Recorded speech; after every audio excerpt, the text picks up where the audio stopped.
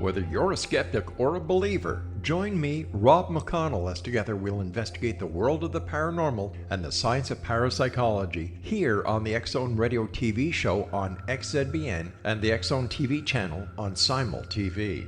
Since 1990, the X-Zone Radio TV show has been the place where people dare to believe and dare to be heard.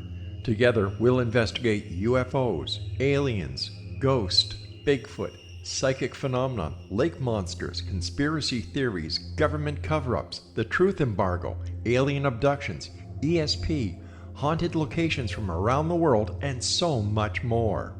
With over 28 years of broadcasting and more than 4,500 individual guests, the X-Zone is truly a place where fact is fiction and fiction is reality, as evidenced by the credibility, integrity, and professionalism of the guests that we bring to our international audience. If you have seen a UFO, had a close encounter, seen a ghost, Bigfoot, lake monster, or a story that you would like to share or have investigated, contact me, Rob McConnell, by sending me your email to xzone@xzoneradiotv.com, or you can call toll-free 1-800-610-7035, extension 143, and on Skype, X-Zone Radio TV. For more information on the X-Zone Radio TV show with yours truly, Rob McConnell, visit www.xzoneradiotv.com or www.xzonetvchannel.com or simultv.com and xzbn.net. Until next we meet here in the X-Zone from our broadcast center and studios in Hamilton, Ontario, Canada, always remember, X-Zone Nation, keep your eyes to the sky and your heart in the light.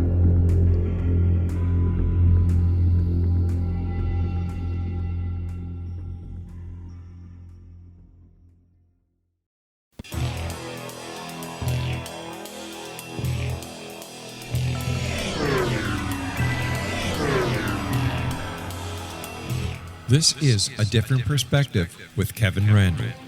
A retired U.S. Lieutenant Colonel, Kevin Randle has been studying UFOs for nearly 50 years.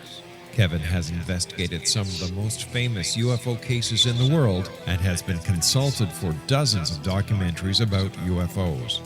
Considered one of the leading experts into the Roswell UFO crash of 1947, Kevin has written more than 25 books about UFOs, including the recently published Roswell in the 21st Century. Now, here's the host of A Different Perspective, Kevin Randle.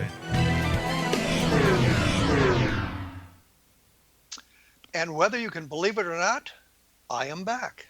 Now, this is A Different Perspective, and I am Kevin Randle. I will be joined shortly by Michael P. Masters, a professor of biological anthropology at Montana Tech in Butte, Montana. He received his Ph.D. in anthropology from The Ohio State University in 2009, where he specialized in hominin, evolutionary anatomy, archaeology, and biomedicine. Collectively, Dr. Masters' background, education, and current research program combine to offer a unique perspective and a novel approach to addressing unanswered questions pertaining to a widely recognized yet poorly understood aspect of modern global culture. And before I bring him on, I'm going to point out that I have written, myself personally, a couple of science fiction novels that encompass time travel, where we're going to be going here in a very short order. One called Remember the Alamo, where we send modern mercenaries back to assist the Texans in the Battle of the Alamo. One where we try to put history back on its track at Gettysburg, and a third where we do the same thing at the Little Bighorn, which took place in Montana. Dr. Michael Masters, welcome to A Different Perspective. Thank you. It's great to be here. And that's it, huh? I don't know what's going on here. I've lost track of everything already, and we just started. I suppose the first question I want to ask, and it's probably the first question a number of people have asked, because it's basically the first question everybody asks, what got you interested in UFOs specifically? I got interested in the subject because I heard of an encounter my father had a little bit before I was born, and hearing him describe his account and seeing this archetypal alien image for the first time around age 8 just sparked a lifelong interest. Well, wait a minute. Your father saw a UFO. Hmm. Can you give us a couple of details about that? Well, I mean, from what he described, I remember as a child him talking about it a little bit. It wasn't something that came up very often, but I interviewed him about it when I was, I think, a sophomore in college. Excuse me. And he described it as this glowing ball of light that was sitting out across the horizon away from them.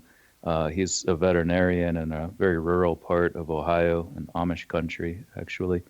And he was out on call with a colleague, and they both witnessed this same thing.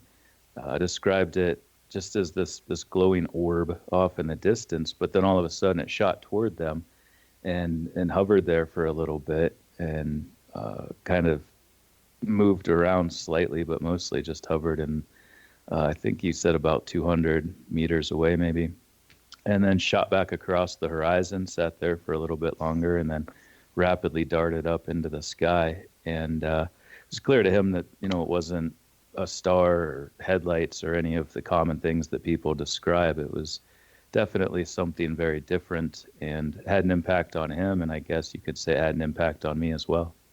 Well, the follow-up question is, my guest next week is a guy named Terry Lovelace, and he had a problem with his UFO sightings. People reacted very poorly to him.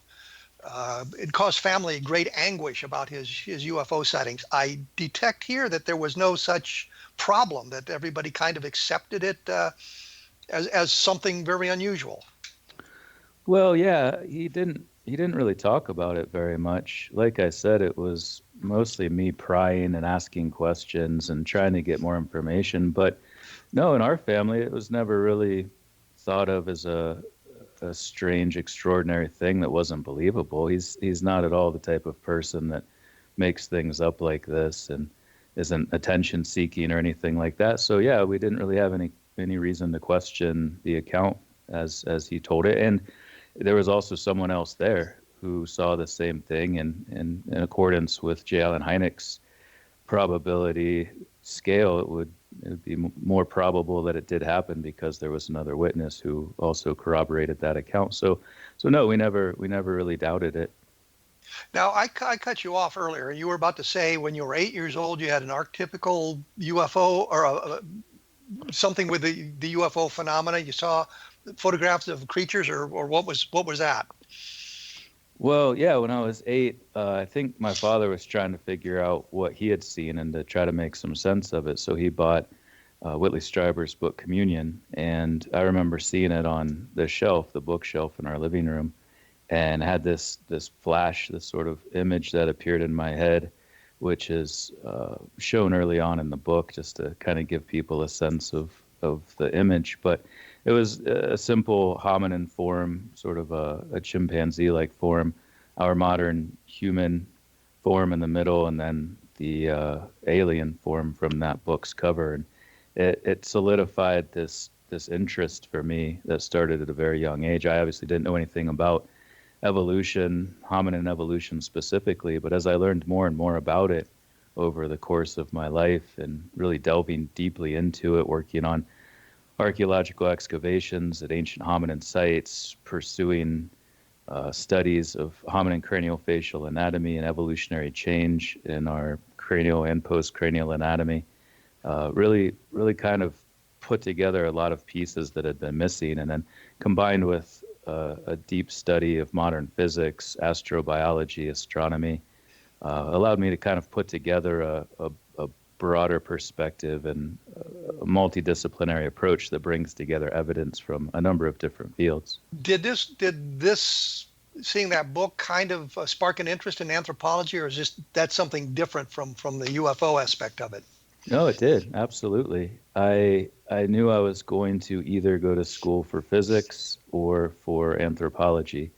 Those seemed to be the two fields that would help me understand this in the most detail. And I started out with a physics and astronomy major, and then I think it was late in my sophomore year, early junior year, when I switched to anthropology. And it's been really interesting. I really enjoy this field. It's a very broad approach to understanding humanity, because we are such complex organisms. It really takes a lot of different disciplines and a lot of different individuals doing specific things, and we put all of that together to get a very clear understanding of our current form and also how we got here, looking back through evolutionary history. Well, let's move on to, I think, what everybody wants to hear about. It's your theory, your postulation that we're not dealing with extraterrestrials, we're dealing with humans from our future traveling back in time to study us. Is that in essence what you are postulating? That's spot on, absolutely. And it's been great because over the last 8 months, 12 months, I guess, almost, ever since I started talking about this with people, I've come to realize that a lot of others have had the same idea, and there's been people speculating about this or postulating about this for many years, decades even. But I arrived at it independently, I guess you could say, when I was 8, and took a liking to this phenomenon and really wanted to understand it in the context of time. So the approach is different. There's been films made about it, mentioned in films and other books, science fiction and also nonfiction. But this book, I think, is different in the sense that it really is multidisciplinary. It pulls together a lot of current knowledge from different fields to, yes, make that case, as you pointed out, that this phenomenon makes the most sense or can be explained in the most parsimonious terms, the Occam's razor approach, that the similarities we see in the form of what I referred to in the book as extratempestrials rather than extraterrestrials, because they are most likely from time rather than space, to put together this case that this seems to be the more efficient way of understanding it, the more parsimonious explanation for it, rooted in aspects of our evolutionary change, aspects of descriptions of the craft themselves, the rapid acceleration of culture change and all of the knowledge that we've developed in various scientific disciplines. So yeah, absolutely. It just looks at this phenomenon in the context of our future descendants coming back through time to study us and what is their own evolutionary past, in the same way that I would as a paleoanthropologist, a biological anthropologist who's tasked with investigating our own ancestral past. So there's a lot of correlates, not just with their physical form, what we refer to as synapomorphies or shared derived characteristics, but also in what's described in these abduction reports and other instances of close encounters. It's very similar to what we as anthropologists would do if we had access to time travel technology. Well, let me stop you there because you did, and tell you we have to take a break here pretty quick. The book he's talking to is Identified Flying Objects, a Multidisciplinary Scientific Approach to the UFO Phenomena. It's by Michael P. Masters. His website is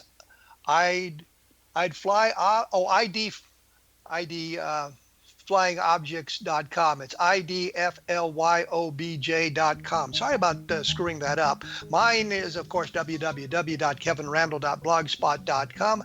I will be back in just a moment with Dr. Masters, and we are going to talk a little bit more about time traveling, I guess, humans visiting us from the future. We'll be back right after this.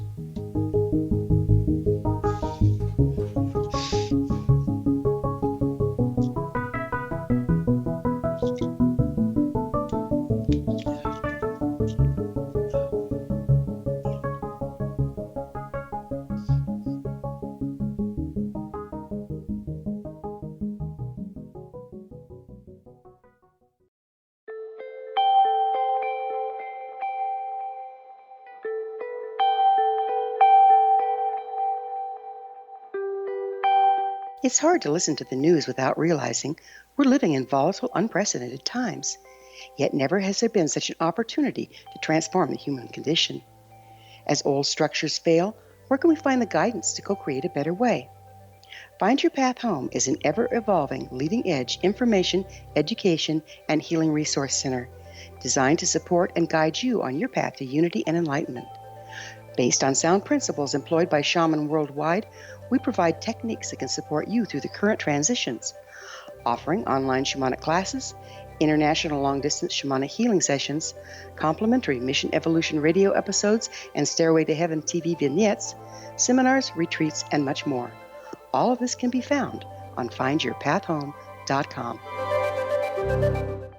So I was watching the X Zone TV channel last night when I was abducted by aliens, and they kept repeating to me over and over again, simultv.com, simultv.com. What's simultv.com? That's what I asked them. They had it written on the side of their UFO. How do you spell that? UFO. No, I mean simultv.com. simultv.com. simultv.com. Right. simultv.com. Interesting that you were abducted by aliens in a simultv.com UFO last night. Oh, yeah? Yeah. Now that you mention it, I remember now last night I was awakened from a deep sleep. My great-grandmother was standing there. She said she'd come from the hereafter to tell me about simultv.com. She even spelled it out for me. simultv.com, sonny boy. simultv.com. simultv.com, sonny boy. Wow. Yeah. Guys, you'll never guess what my psychic guru just told me. simultv.com. Exactly. Are you guys psychic too? Of course. We all know about simultv.com. simultv.com.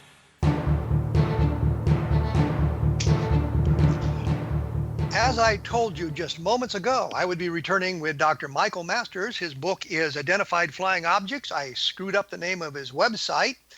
Once again, is IDFLYOBJ, which is probably Identified Flying Objects, abbreviated.com. And he's talking about the, I guess, the explanation partially for UFO abductions being time traveling humans, looking at us and studying us the way we would study the ancient Egyptians, the Mayans, the Toltecs. I'm just throwing out these names to prove I've actually heard of these people. And studied anthropology myself as an undergraduate. Oh, great. So I'm a little bit familiar with that. But the thing that struck me, I guess, in your book is you were suggesting that because they are humanoid, the abductees report humanoids, you think they must have, I guess, evolved on this planet. But isn't it a possibility that the environmental pressures on other planets, if they mirrored ours, might give rise to a humanoid creature, not necessarily exactly like us, but humanoid? It is possible, absolutely, and I talk about that in the book a little bit, actually quite a lot, and mostly it comes down to probabilities, likelihoods, the statistical chance that there could be the same conditions and the same string of events that led to us becoming what we are today. There's just an incredible number of things that had to have happened in the past to result in us, and even looking at all of the other animals on this planet, we are extremely unique. We're the only ones talking about these things. We're the only ones that can investigate our complex form and our ancestry and the things that got us to be where we are today. So yes, in looking at other planets, you could obviously make the case that there is a chance that there would be upright walking hominin-like creatures, but the overwhelming similarities between us and the reported them, or these extraterrestrials, as I mentioned, is not necessarily going to be something that would happen at the same time somewhere else in the universe, or that they would be close enough to us that they would be able to find us here. They would be able to travel here in any meaningful amount of time because of limitations in the laws of physics, limitations in time itself, and the effect of time dilation on traveling at high speed in order to reach us, or us them if we decided to go and visit them if they do exist in our proximate neighborhood. And then also just the fact that if you look at long-term evolutionary changes in our craniofacial anatomy, the biggest, most pronounced changes are in increased globularity of the neurocranium, increased brain size and a roundness of the skull, and a reduction in facial size. Eyes grow out of the brain in early fetal ontogeny, and as our brains get bigger, it's very likely that our eyes have been getting bigger as well. It's the main thing I studied as part of my Ph.D. thesis, and also in my biomedical research looking at vision and vision defects in the context of evolutionary anatomy. So if you look at all of those main trends throughout our own past and project them forward, you get something that's very much indicative of what is so commonly reported in all of these different encounters. And I've said before that if these close encounters were describing beings that had 12 legs or, were little blobs of glue or something, I never would have written this book. But the overwhelming similarity between us and the reported them, and also the continuation of long-term evolutionary changes, regardless of what our future environment might be like, or what specific selective pressures are favoring one characteristic over another, we're still likely to continue these same dominant trends that have characterized the last 6 million years of hominin evolution. And projecting those forward, you get something that we would expect to look very much like this archetypal alien form. But we have reports of creatures that are certainly not humanoid. We do, yeah. I think of the Flatwoods Monster, for example. The abduction of Calvin Parker and Charles Hickson really don't talk about humanoids with the robots, or sort of, I think they called them robots, or suggested they were robots, not being really humanoid. And does that is that the exception that proves a rule, or is that worrisome to your overall hypothesis? No, I mean, I think we need to incorporate all of the available data and all of the different reports and images and sightings. All I can do is make a case from the available evidence, and the overwhelming number of reports are very much bipedal hominin forms. Well, let me interrupt here, because something strikes me here. Many of the abduction reports, where they're reporting the humanoid creatures, are gathered under hypnotic regression. And I wonder if it isn't possible that the operator, the hypnotist, the person gathering the data, isn't kind of implanting in those subjects what they want to see and hear, and that would seem to skew the data. Sure. Yeah, there's a lot of potential for bias, especially when you factor in hypnosis. There's the psychocultural hypothesis that we impose things we know onto these forms, that we that we see ourselves going to space, and we see ourselves leaving Earth, and then start to assume that there's probably other things that are also doing this. Because we're human-like, maybe we impose our human-like qualities onto these beings. And to go back to your earlier point, there are a lot of instances of other forms. Those should be considered. I don't think that they threaten this hypothesis in any way. And many of them could very well be artificial intelligence. It makes sense that we would outsource a lot of our operations, and we continue to do this. We see an automation in almost every industry across technology and within manufacturing. And we use robots. It makes sense that we would continue to use robots into the future, and that may be a part of what we're seeing as well. But the idea that we've got, I think you drew a lot of the UFO information out of the abduction phenomenon, if I'm not mistaken. To some extent. As I've mentioned before, this book doesn't require the abduction reports. It doesn't even require a lot of UFO reports. It's mostly a book about long-term changes in the culture and biology of our own species and all of our hominin ancestors that gave rise to our species. So I don't think we can ignore these accounts, and I try to draw from averages, or the most commonly described form, but there's going to be exceptions. There's no doubt about that. But I try to look at the long-term evolutionary past and see what types of things that characterize us now, and in association with that past, may play out in the future, both in the context of technology, our developing understanding of physics, astronomy, astrobiology, but also those long-term evolutionary changes, and paint a picture of how that could tie in to this phenomenon. But I'm certainly not making the case that I have some deep knowledge that no one else has, or that I possess some pictures or some interaction that I've had with these beings themselves. I've never even seen a UFO. So naturally, I'm very skeptical as well. And that's why I just try to combine as much of the available evidence as I can to make a case, and not really try to claim any sort of truth or knowledge of all the different forms and all the different variables that come into play with this phenomenon, because it is very complex, and it's not something that we understand now, but are likely to understand in the future, especially if we become the ones doing it. But I think you suggested at one point that the studies carried out by the alien creatures, I'm going to use that term because I like it.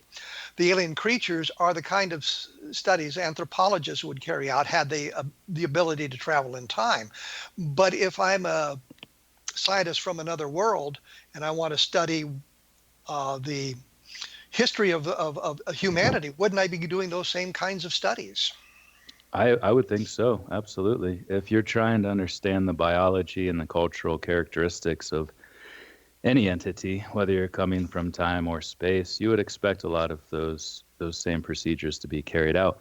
The one thing, though, that seems to stand out to me is the communication aspects of it. You wouldn't expect to have other beings on a different planet have such an innate knowledge of our language and our culture and the ability to communicate with us had they not already been a part of the linguistic evolution on this planet and had evolved the same mechanisms for speaking and understanding that we have with ears, a mouth, pharynx, larynx, and all of these things that allow us to communicate. So there are obviously things that are going to be similar regardless of who or what is doing the investigation. But the common aspects of these abduction reports, many things talking about taking care of your planet, nuclear war, giving people insights into what may be problematic in the future. Those are the types of things you would expect from someone who had a stake in that future and the continuation of humanity and the continuation of the environment that we live in. But those were the same sort of things that the contactees were proposing back in the 1950s. And we pretty well understand that the contactees were making it up as they went along. I think specifically of George Adamski, George Van Tassel, those sorts of guys had the same sort of message that we need to protect our environment. We need to worry about atomic war. We need to do these sorts of things to keep our species alive. And it was kind of I think, an appeal to people who might be frightened by atomic weapons and that sort of thing. We'll get back to that here right after we take a quick break. Once again, I am joined by Dr. Michael Masters, and I have yet to call him Tom McMasters, which for some reason sticks in my brain, and I do not know why, but I have not done that yet. His website is IDFLYOBJ, Identified Flying Objects, for those who can figure out the acronym, .com. Mine is www.kevinrandle.blogspot.com, and there's a whole bunch of good stuff at xzbn.net, other programs that deal with the paranormal and topics that interest all of us as we meander through life. We will be back right after this with Dr. Michael Masters.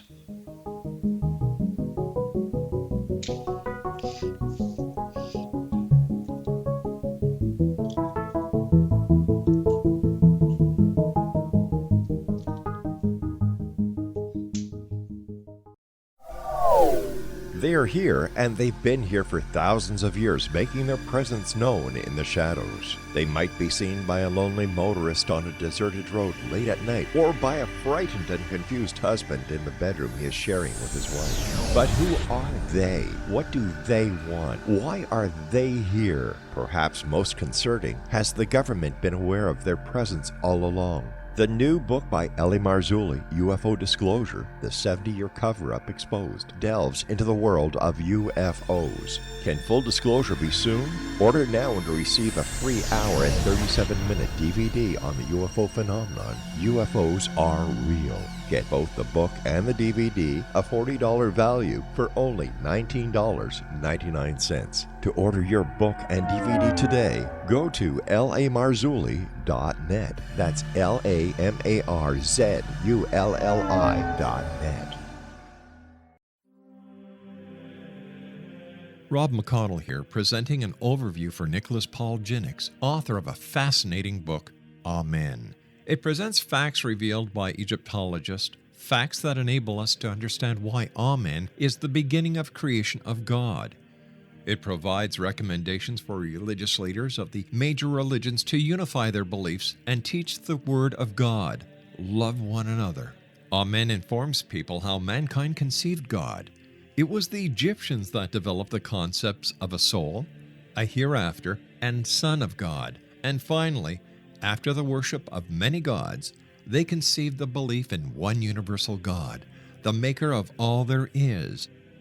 For more information, visit www.futureofgodamen.com. That's www.futureofgodamen.com.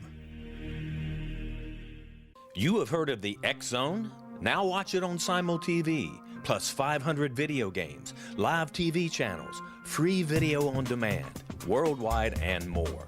Does this sound like tomorrow's television? Well, it is, but you can have it today, right now. It is Simul TV. Simul TV offers what the others only wish they could provide. 15 exclusive channels like X Zone, sci-fi, and horror. We are worldwide. No other provider offers that. 500 built-in video games. No need to have an extra expensive system. We have them included. Free video on demand. Live streaming events from around the world. Interactive online network, and much more. Tomorrow's TV today. Simul TV. Sound too good to be true? Well, it's not. You can have Simul TV today. Sign up at simultv.com. Do it today.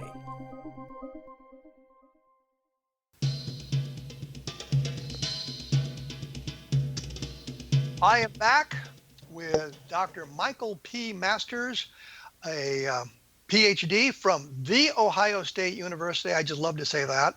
Who is teaching at Montana Tech in Butte, Montana. The book, again, is Identified Flying Objects, a Multidisciplinary Scientific Approach to the UFO Phenomenon.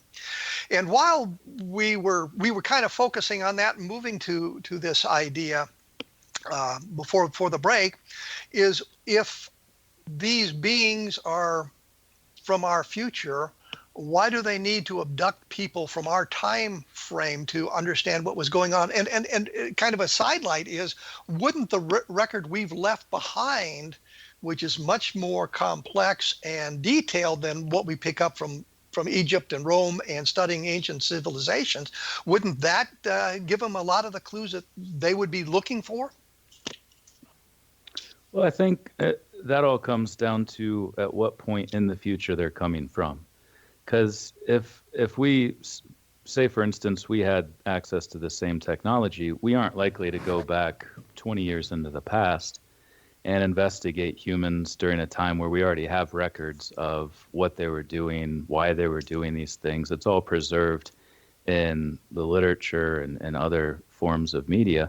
But in doing anthropology, we have cultural anthropologists who study living people. We do ethnographic research in that capacity, but we only have data from the earlier stages of this field about 200 years ago. Prior to that, we rely on archaeologists to dig up material remains of past cultures in order to try to paint a picture of what types of things we were doing back then. And you're right, in looking at the Olmec Toltec, the Mayans, the Aztecs, and any of these groups, we would want to know more about them than just what's available in the archaeological record. And I think there can be a strong case that can be made for why we would not only be going back to more distant periods in our own past, but also why these extraterrestrials look so different from us. If they were just humans coming out of these flying saucers, these IFOs, as I refer to them as in the book, if they didn't have bigger heads, bigger eyes, smaller faces, different body builds, some are shorter, some are taller, some are skinnier, some are fatter, but if they didn't have all of these differences, we would just say, oh, those are humans from the future. It'd be much easier to identify them as such. But because they have characteristics that appear to be an extension of our own morphological evolution, it indicates that they're probably coming from a time much deeper in the future, which indicates that either it's going to take a while for us to develop time travel technology, or that there's just no incentive to come back to a point when you already have the information available in these other forms. There could be some event in the future where we lose a lot of information, but regardless, you have this sampling bias that takes place as you go farther into time in either direction, forward or backward, where the more distant you go from your own point in time, there's just less available evidence. It's an aspect that of science that we deal with in anthropology, paleontology, any study of time. So the fact that they do look so different from us while still maintaining those shared derived characteristics indicates to me, and in the context of this model, that they are coming from a time in the future when we don't have as much available evidence. And that's part of their objective, is to get that in the best way possible, which is more of an ethnographic biomedical examination of individuals in their own distant past. So you're saying the cloud is going to disappear? The cloud seems like it could disappear at any moment. I don't put anything on the cloud. I don't trust it. I mean, you look at a cloud, it's not even there. It's just a ball of floating gas. So why would you want to trust all of your important data to something like that? It seems strange. Well, I just thought I'd throw that in because it struck me that that would be an important aspect to or important thing to access when we move forward with these studies. Absolutely, but at the same time, think about how fleeting all of this is. It's zeros and ones. It's things on a screen. And anyone who's had a computer crash at any point or gotten a virus or anything realizes just how ephemeral these seemingly modern forms of data storage are. They could be wiped out by any major event rather quickly, I would think. You mean an electromagnetic pulse from the sun?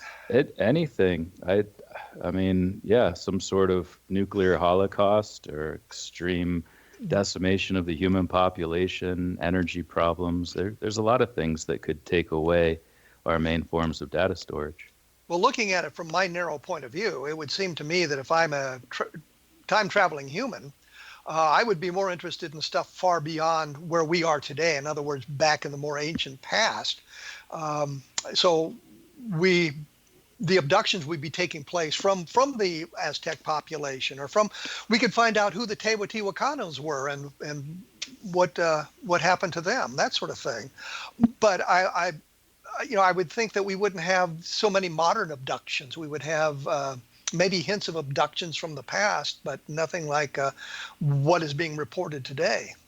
Yeah, it's interesting because a lot of people consider us now to be extremely uninteresting. And a lot of other people look at what's happening now and the speed at which we're developing new technologies, a new understanding of science and space. The first images of a black hole just came out today, which is a phenomenal advancement. We just detected gravity waves. We've been identifying all of these different aspects in particle physics, Higgs boson and whatnot. There's a lot of things happening now that I think make us interesting. But even beyond that, from a scientific perspective, from a sampling perspective, you would need representative data from each time period spread out throughout your ancestral past in order to be able to say anything meaningful about it. And it's something we deal with in paleoanthropology pretty often, is that we have certain fossil hominins. One of the more complete and most well-known is Lucy. We also have a Homo erectus skeleton from 1.5 million years ago, known as KNMWT 15,000, that's extremely complete for being 1.5 million years old. But and has a really lousy name. Well, that's Lucy I get. Lucy's easier to remember. Sure. Well, this one's known as the Narikatome boy, okay. more colloquially, but its catalog name, if anybody wanted to look it up, is KNMWT 15,000. In any case, we have certain highly representative periods of our own evolutionary past, but there's also spotty ones as well. There's no such thing as a missing link anymore. That's an archaic term that doesn't really describe anything, but we do have periods where there's just not as much available evidence, such as with Homo habilis, the transition from the Australopithecines into members of our own genus. They started to make tools, they had larger brains, they were very interesting, but we just don't have as much from that period. So if I was gonna hop into some spinning saucer-shaped craft and travel back through time, that's probably one of the first places I would go, just to get more data from that time period to help fill in some holes that we have regarding the beginnings of culture and the beginnings of our genus, when we really started to expand our brains and allow the runaway brain train to leave the station, so to speak. And that's the difference between you and me. If I had a time machine, I'd travel back with the winning lottery numbers. Yeah, I mean, you got to wonder if there's going to be limitations put on the use of these craft. And obviously, it would take a tremendous amount of energy and a warpage of space-time that comes from that in order to even do this. So I think it would be cost prohibitive for people just to do it on their own. You know, there could be private industry, there could be time tourism to some extent, but I think there's going to be strict protocols in place to keep people from getting lottery numbers or getting, placing bets on sports and stock markets and things. What about the butterfly effect? Yeah, I talk about that in the book a lot, not necessarily using those terms, but aspects of how the future can influence the past. We're used to thinking of how the past influences the future, but in looking at time in the context of this one giant entity known as block time to physicists, you don't really have to worry about those things. Being non-disruptive, it means that these things that they've already time shifted. It's already taken place in the past. So from leaving from the future, you already have the ramifications of whatever it is that you are about to do manifested in the past. So they retain this consistency between that past period and the future period from which you leave. Even though you're a part of both, there's no butterfly effect. There's no ripple that takes place because it's already occurred as part of that past. So you maintain self-consistency simply as a product of the essence of time, this landscape or this block time that we exist in. Which, of course, is what Isaac Asimov explored in his book End of Eternity, where they are manipulating time to create the best outcome for the future. But there's always this group of people who knows what the various changes have done and how they've manifested themselves. Mm-hmm. You mentioned in the book, I should say, which is identified flying objects, for those of you who haven't figured that out yet, the Fermi paradox, and how would that relate to your hypothesis?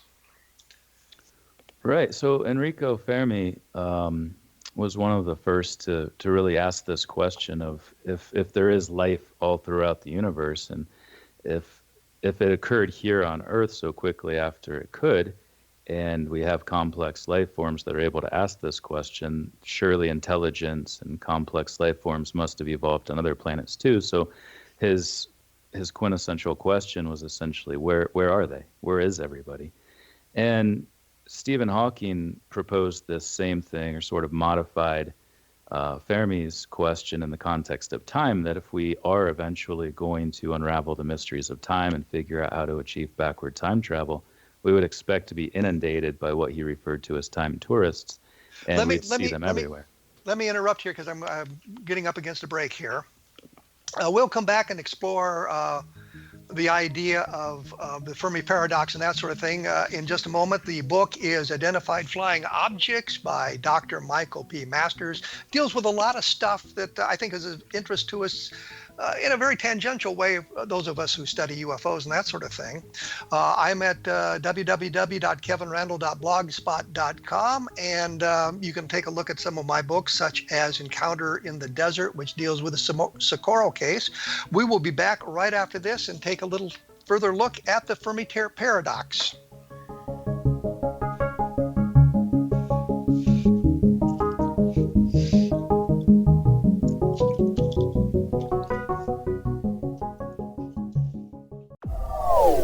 They are here, and they've been here for thousands of years, making their presence known in the shadows. They might be seen by a lonely motorist on a deserted road late at night, or by a frightened and confused husband in the bedroom he is sharing with his wife. But who are they? What do they want? Why are they here? Perhaps most concerning, has the government been aware of their presence all along? The new book by Ellie Marzulli, UFO Disclosure, the 70-year cover-up exposed, delves into the world of UFOs. Can full disclosure be soon? Order now and receive a free hour and 37-minute DVD on the UFO phenomenon. UFOs are real. Get both the book and the DVD, a $40 value, for only $19.99. To order your book and DVD today, go to lamarzulli.net. That's LAMARZULLI.net. So I was watching the X Zone TV channel last night when I was abducted by aliens, and they kept repeating to me over and over again, simultv.com, simultv.com. What's simultv.com? That's what I asked them. They had it written on the side of their UFO. How do you spell that? UFO. No, I mean simultv.com. simultv.com. simultv.com. Right. simultv.com. Interesting that you were abducted by aliens in a simultv.com UFO last night. Oh, yeah? Yeah. Now that you mention it, I remember now last night I was awakened from a deep sleep. My great-grandmother was standing there. She said she come from the hereafter to tell me about simultv.com. She even spelled it out for me. SIMULTV.com, sonny boy. SIMULTV.com. SIMULTV.com, sonny boy. Wow. Yeah. Guys, you'll never guess what my psychic guru just told me. SIMULTV.com. Exactly. Are you guys psychic too? Of course. We all know about simultv.com. SIMULTV.com.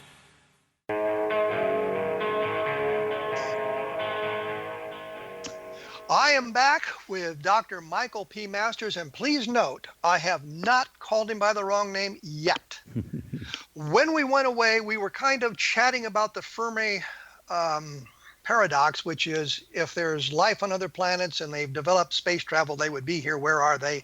And Stephen Hawking's idea about if there were time travels, where the heck are they? I actually did a short story a long time ago about that. And I think what they did, they found a guidebook. The future guy had left a guidebook behind, and they're looking up all the stuff that's going to happen in the next 100 years.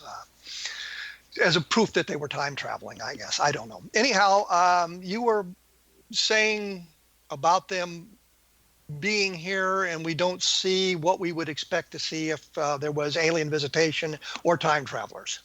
Well, that was Hawking's argument, is that if we do ever achieve backward time travel, if we obtain that technology and the materials necessary and the vast amount of energy necessary to achieve it, that we would expect to be inundated by them. And while I mentioned earlier that because of the nature of time, self-consistency is maintained throughout the system, throughout block time. We don't have to worry about jumping to a parallel universe or this butterfly effect where you come back to your own time and everything's different because it's already a part of what you did prior to leaving.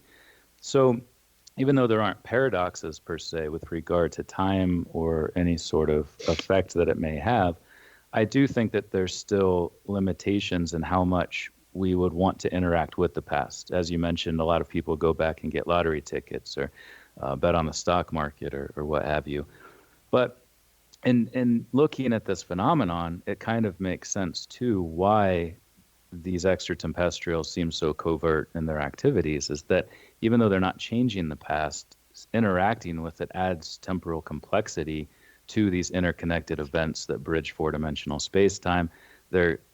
There's also the aspect of it that we still don't understand this phenomenon. If it is us from the future, then we've been wrong the whole time. We've been talking about aliens from a different planet, and it might take some sort of ability to understand this phenomenon before there's full disclosure by our extraterrestrial descendants. But I would counter Hawking's argument that we would expect to see time tourists, not necessarily that they're not here, because I do feel that could be a part of the phenomenon, especially, the sightings of these craft sort of hovering at the edge of clouds, which is a very common image that I've seen. A lot of people I know just come up to me and show me these incredible pictures they've taken. But that more etic observational approach to it could well be people that paid money to come back and witness past periods of time, which, well, seemingly mundane to us because we're living through them, in 100,000 years or 200,000 years may be incredibly interesting.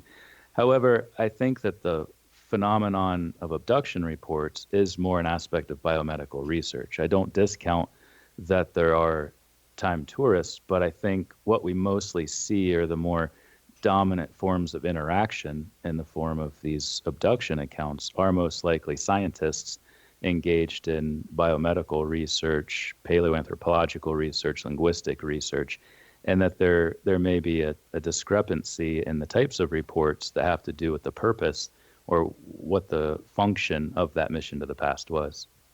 So you were suggesting that they necessarily have to somewhat hide themselves because I guess what you're suggesting is the mere observation, being there as an observer, even that little bit of interaction could precipitate change or skew the results. Not necessarily change, because change implies that there was already something that existed before that.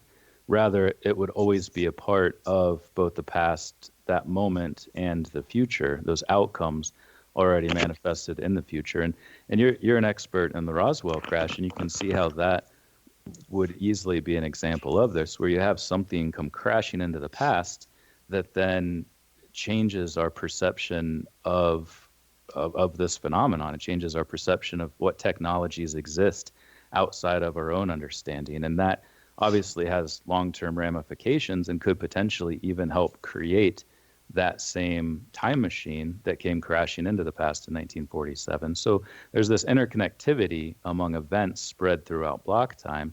And we're used to understanding things as linear, that this past cause elicited a future effect, but there can be instances where the future elicits a past effect as well. So I think it's important to consider all of these things, and that they would necessarily hide themselves to avoid interjecting themselves too much into the past prior to our knowledge of it.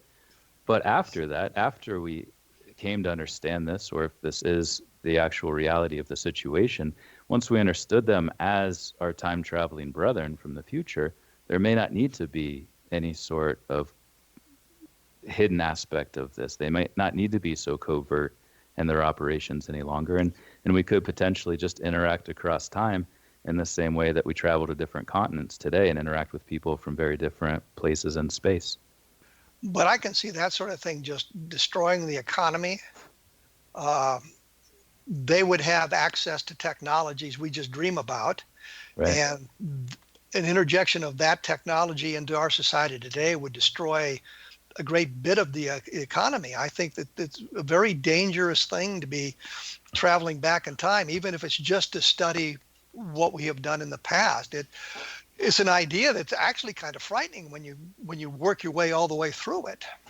Yeah, the implications of this form of cross-temporal interaction are one of the most fascinating parts of it to me. I dedicated the whole last 2 chapters of the book just to kind of exploring things like that. What happens when we interact with members of the past? And a lot of people, I mean, the whole ancient astronauts phenomenon is centered around this idea that we have been interacting with the past. I think they still view it more in the context of extraterrestrials, but it's the same idea that if we are visiting the past, and we're bound to be acknowledged or remembered or enumerated in some way that leaves some sort of trace. Obviously, if you're picking up members of Homo erectus or Homo neanderthalensis and doing these same things to them, it's not going to leave a lasting mark in the same way that it would if you went back in time and picked up somebody from 150 years ago. There's more ways in which that can leave a mark on the permanent historical record that you don't with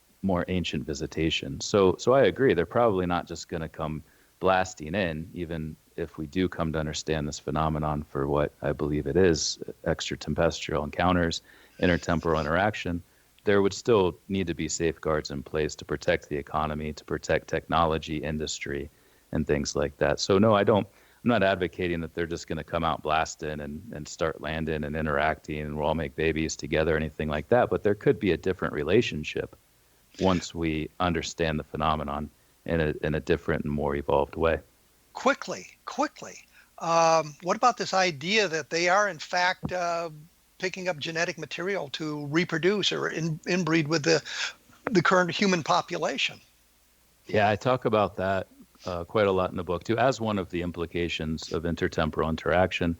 I mostly look at it in the context of population genetics and long-term changes in association with this genetic homogenization of the human population, where we used to have very different interbreeding groups of humans, but over the last 500 years, largely because of European colonialism, we've become one large interbreeding population. So Earth is now the human population. There aren't these separate isolated groups. So we could potentially run into problems in the future where we need to stave off the negative effects of inbreeding simply because there isn't the genetic heterogeneity that had existed up until this point and probably will still continue for a little while into the future. And we see the same thing with conservation programs where we have populations that have been whittled down and we have to find a way to increase their genetic heterozygosity to avoid problems with inbreeding, largely recessive disorders that exist as a result of bringing too many alleles that are identical by descent, as we say, into the same population. So you get more of these negative traits as a result of that. So they could potentially be sampling genes from the past, bringing them back to the future to add novel gene variants from the only population in which they can still find novel gene variants, those of their ancestral past. Well, listen, Dr. Michael Masters, I will go that way. Certainly appreciate you taking time to join me on A Different Perspective. The book is Identified Flying Objects. It is available where? It's available. There's links through my website. It lists Amazon, Barnes & Noble, Kobo, iTunes, Audible. There's an audiobook available too, but it's available on all major platforms with links centralized on my website. And there's more information. I also have some talks coming up and a number of other interviews, and just enjoy talking to people about this. Been great talking to you today about it as well. It's been a lot of fun. We get to get a little bit into time travel. I would have liked to do a little bit more on that, but we've covered the subject pretty well. Thank you very much for joining me on A Different Perspective. Thank you. It's been great talking to you, and really enjoyed it. You have a good day. You too, sir. Once again, for those of you who have missed part of the program, we are available at www.kevinrandle.blogspot.com. You can take a look for us on the X Zone Broadcast Network website to pick up past programs as well. The books are Roswell in the 21st Century, the Encounters in the Desert, which is the Socorro case, and I updated case MJ12, which is about the Majestic 12 documents, obviously, so that it encompasses a lot of information that we've picked up in the last 15 years or so about that topic. Next week, I will be joined by Terry Lovelace. He is retired attorney and a former state or assistant state attorney, that sort of thing, a high-ranking member. He is going to talk about his abductions and his encounters with UFOs over his lifetime. And we will be back in 167 hours with Terry Lovelace.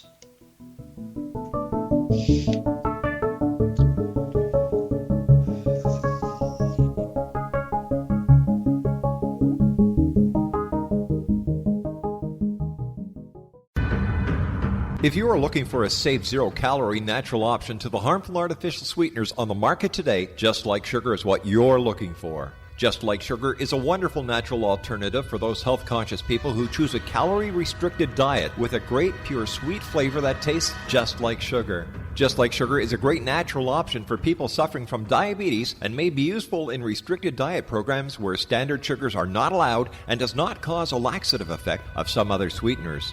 Just Like Sugar comprises a perfect blend of chicory root fiber, natural calcium, natural vitamin C, and Just Like Sugar's sweetness comes from the natural flavors from the peel of the orange. Just Like Sugar is a natural alternative to harmful artificial sweeteners and will change the way that you believe all natural sweetener products taste.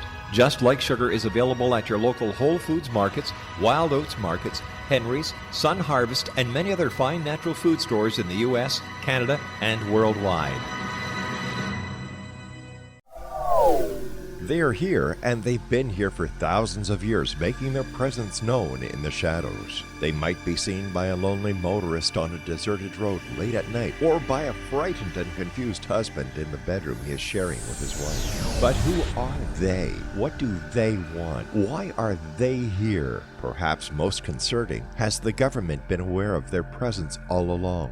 The new book by Ellie Marzulli, UFO Disclosure, the 70-year cover-up exposed, delves into the world of UFOs. Can full disclosure be soon? Order now and receive a free hour and 37-minute DVD on the UFO phenomenon. UFOs are real. Get both the book and the DVD, a $40 value, for only $19.99. To order your book and DVD today, go to lamarzulli.net. That's LAMARZULLI.net. You have heard of the X Zone? Now watch it on Simul TV, plus 500 video games, live TV channels, free video on demand, worldwide, and more. Does this sound like tomorrow's television? Well, it is, but you can have it today, right now. It is Simul TV. Simul TV offers what the others only wish they could provide. 15 exclusive channels like X-Zone, Sci-Fi, and Horror. We are worldwide. No other provider offers that. 500 built-in video games. No need to have an extra expensive system. We have them included. Free video on demand.